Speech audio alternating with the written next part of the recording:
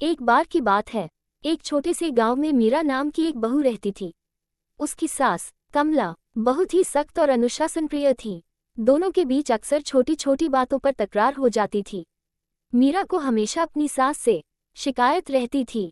माँ जी, आपका मिजाज बहुत ही सख्त है और आप हर समय मुझे काम के लिए टोकती ही रहती हैं। एक दिन मीरा ने सोचा कि वह अपनी सास को एक अच्छा सबक सिखाएगी। मीरा ने अपने पति राजू से कहा। राजू, सासू माँ के लिए एक ऐसा जादुई शीशा लाना जो सच्चाई दिखाए। राजू ने बाजार से एक साधारण शीशा खरीद लिया। मीरा ने अपने दिमाग में एक योजना बनाई। आखिर कैसे इस शीशे का उपयोग करके अपनी सास को सबक सिखाऊं? अगले दिन मीरा ने अपनी सास को शीशा दिखाते हुए कहा। माँ जी, ये जादुई शीशा है।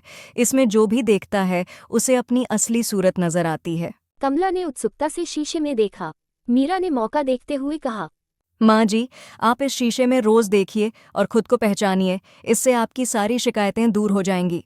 कमला ने सोचा कि शायद मीरा ठीक कह रही है और उसने रोजाना शीशा देखना शुरू कर दिया। कुछ ही दिनों में कमला को एहसास हुआ।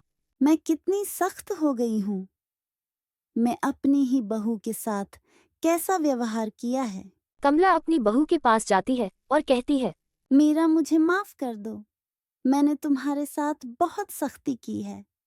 मैं वादा करती हूँ कि आगे से ऐसा नहीं होगा। मीरा खुश हो गई और उसने अपनी सास को गले लगा लिया।